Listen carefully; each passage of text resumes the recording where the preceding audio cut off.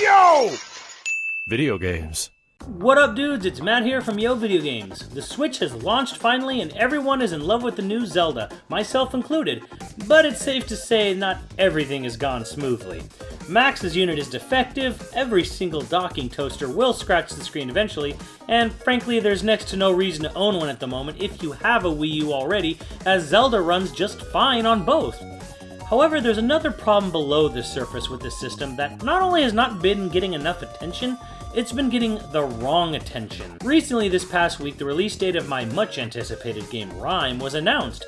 The outrage comes over the fact that it releases on everything but the Switch first, on May 26th for $30, and when it does come out for the Switch, it will cost a galling, obscene $10 more. This has naturally not gone over well, but with all the Nintendrone furor, I think the writing was on the wall for this beforehand. During the Switch reveal, some people noticed that Ultra Street Fighter 2 was priced at about $40 in yen. More recently, this price was confirmed for North America. This is a game that is releasing physically as well as digitally, and yes, it is the same price for both. The graphics in Ultra Street Fighter 2 are taken directly from Super Street Fighter 2 HD Remix, which released 9 years ago for $15.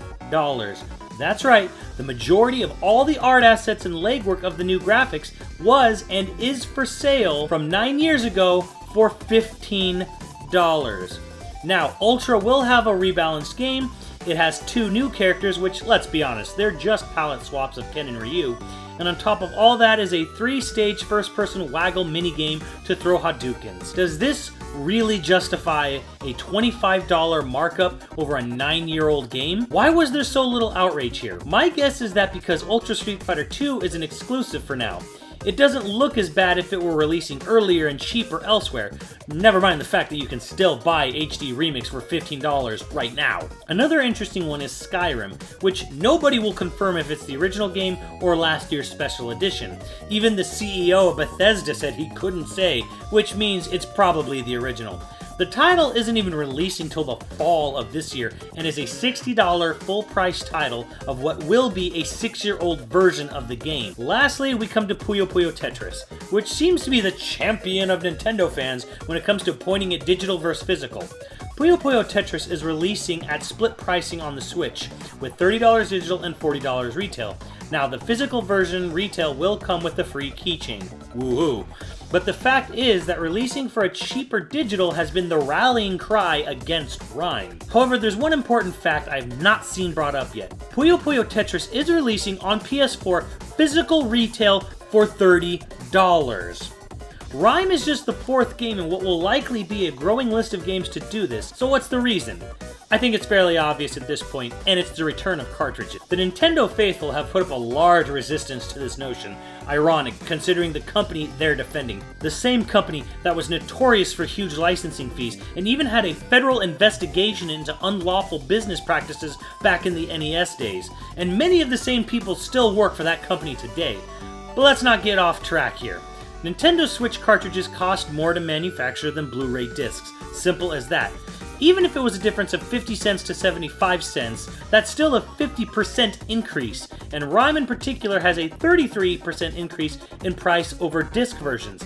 Now the big question is, why does digital cost the same, when titles like Puyo Puyo Tetris don't?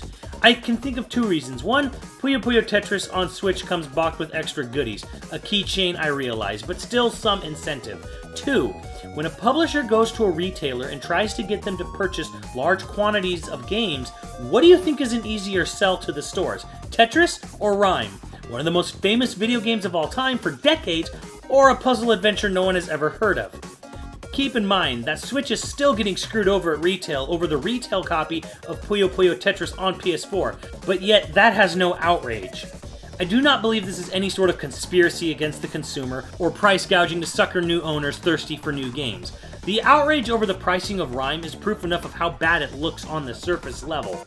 Reality might take a while for loyalists to sink in, if ever, but from what I have seen and know offhand, Nintendo just pulled a Nintendo again, and you will see fewer and fewer retail third-party games on the Switch, especially starting next year.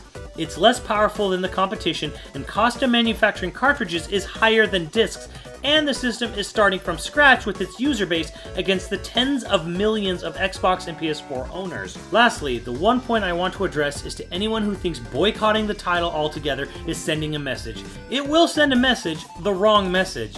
The developer does not set the price, the publisher does. If you like the game, if you are interested in this game, and you refuse to buy any version on some moral high ground of defending your Princess the Switch's honor, you are telling the industry as a whole not to make these kind of games, period. If you do want these games to be made, buy it cheaper on other consoles or the PC. The only message you should send is that you don't want to pay more money for a later port. Publishers don't read everyone's forum post individually and make a decision based on that. They look at raw numbers and money. If no one buys a game, they understandably assume people don't like that type of game, and guess what?